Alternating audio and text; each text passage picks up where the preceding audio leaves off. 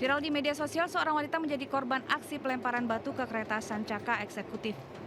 Akibat kejadian ini, wajah dan leher wanita yang bernama Widya Anggraini alami luka. Bahkan mata korban terkena serpihan kaca yang pecah. Dalam insiden ini, ada penumpang lain yang juga terluka terkena pecahan kaca. Lewat keterangan di media sosial, pihak PT KAI menyatakan peristiwa terjadi saat kereta melintas di antara stasiun Klaten dan stasiun Srowot di Jawa Tengah. Setibanya di stasiun Solo Balapan, kedua penumpang diperiksa dan diobati oleh tim medis dan dibawa ke Rumah Sakit Triharsi.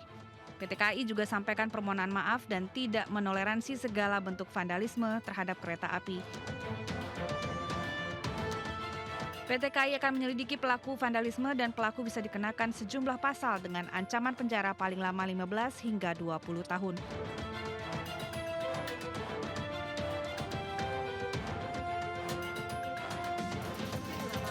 PT KAI memohon masyarakat tidak melakukan aksi vandalisme ke kereta api apapun alasannya, karena dampaknya berbahaya bagi perjalanan kereta api.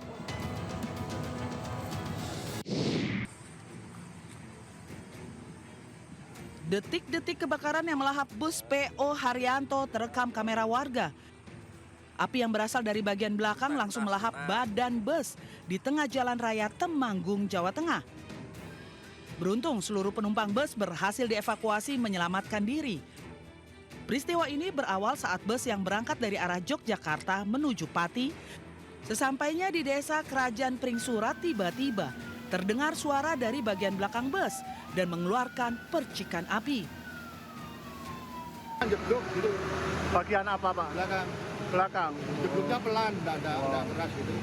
Kita mau berhenti udah api. Oh, langsung apinya udah gede. Ya. Percikan api yang muncul membuat penumpang panik. Seketika para penumpang bus langsung berlari keluar bus untuk menyelamatkan diri. Keluar atau Iya, keluar. Lari keluar.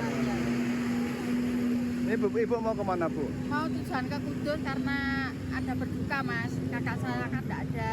Oh, gitu. Iya, kemarin. Polres Temanggung masih menyelidiki penyebab kebakaran ini. Sementara para penumpang dijemput oleh bus lain yang akan mengantar hingga ke tujuan.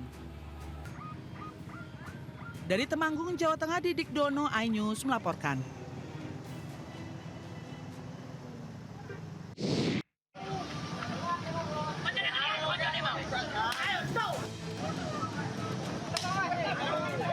Video anarkis aksi pengeroyokan sekelompok pemuda anggota gangster terhadap seorang pria di kawasan Candi, Sidoarjo, Jawa Timur viral di media sosial.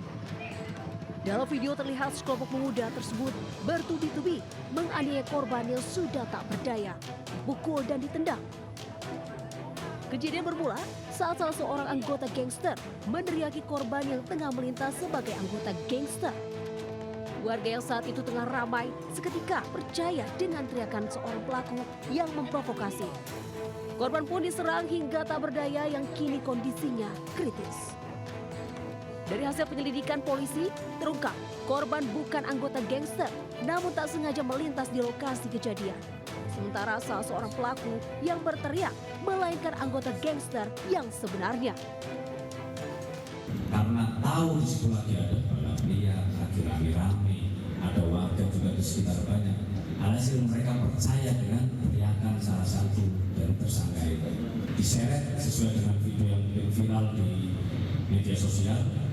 Dan ternyata pelaku-pelaku ini sebenarnya adalah gangster. Pelaku mengaku tak terima dengan sikap korban yang hendak membubarkan aksi balap liar yang tengah digelar anggota gangster. Kini, para pelaku ditahan Polresta Sidoarjo guna pemeriksaan lebih lanjut. Di Sidoarjo, Jawa Timur, Pramon Putra melaporkan.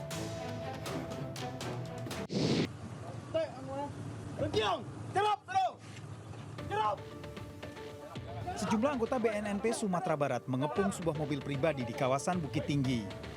Sebelumnya, perjalanan pelaku saat melintas perbatasan Sumatera Barat dengan Sumatera Utara telah diintai petugas. 3 pelaku di dalam mobil, 2 orang laki-laki dan 1 orang perempuan yang diduga kurir narkoba diringkus petugas berkaos santai namun bersenjata lengkap. 7 paket besar narkotika jenis ganja kering seberat 17 kg yang disembunyikan di dalam mobil berhasil disita. Pelaku mengaku membawa belasan ganja dari Provinsi Aceh untuk diedarkan di Kota Padang.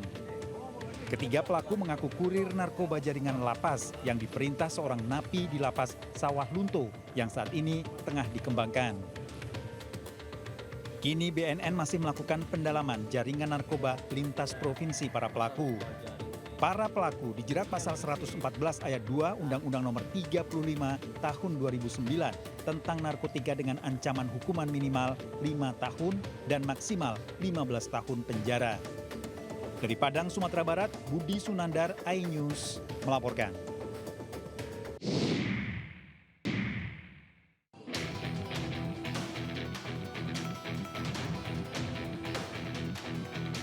Kabar adanya praktik prostitusi di sekitar wilayah Sepaku Kabupaten Penajam Pasar Utara kian menjadi sorotan publik. Sepanjang tahun 2025, Polda Kaltim dan petugas gabungan mengamankan 70 wanita diduga pekerja seks komersial.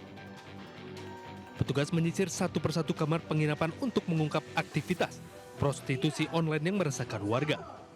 Dalam salah satu penggerebekan, seorang wanita diduga PSK bahkan ditemukan bersembunyi di dalam lemari. Bahkan polisi harus masuk melalui jendela belakang penginapan dan mendapati pasangan bukan suami istri berada dalam satu kamar. Para wanita tersebut kemudian digelandang ke Mapolda Kaltim untuk menjalani pemeriksaan lebih lanjut. Itu ada kegiatan prostitusi. Nah, kemudian kita cek ke sana, ternyata memang ada beberapa penginapan kamar yang kemudian itu terindikasi digunakan untuk prostitusi. Ini adalah langkah pencegahan supaya ini tidak muncul kembali. Pengawasan ini diharapkan mampu menjaga nama baik Ibu Kota Nusantara dari segala bentuk aktivitas yang melanggar norma dan hukum yang berlaku. Dari Balikpapan, Kalimantan Timur, Mukmin Aziz, iNews melaporkan.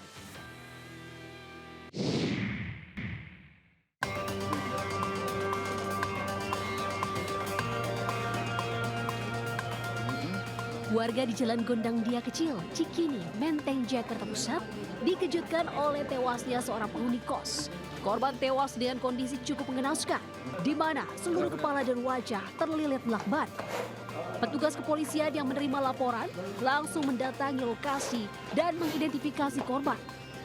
Korban diketahui bernama Arya Daru Pangayunan yang berprofesi sebagai diplomat ahli muda, Direktorat Perlindungan Warga Negara Indonesia, Kementerian Luar Negeri. Kecurigaan tewasnya korban bermula dari sang istri yang kesulitan menghubungi ponsel korban. Saat dicek, penjaga kos menemukan korban telah tewas dalam kamar kos. Informasi yang saya dapatkan dari penjaga kosan bahwa yang bersangkutan kepalanya dililit lakban, warna kuning lakbannya, dan kemudian dalam posisi tidur telentang, kakinya ketekuk, dan berada di bawah selimut. Polisi masih menyelidiki kasus dengan meminta keterangan dari sejumlah saksi serta memeriksa rekaman CCTV guna mengungkap penyebab pasti tewasnya korban. Sementara jasad korban dievakuasi ke kamar jenazah Rumah Sakit Cipto Mangunkusumo untuk dilakukan visum. Di Jakarta Pusat, Radi Sanjaya, iNews melaporkan.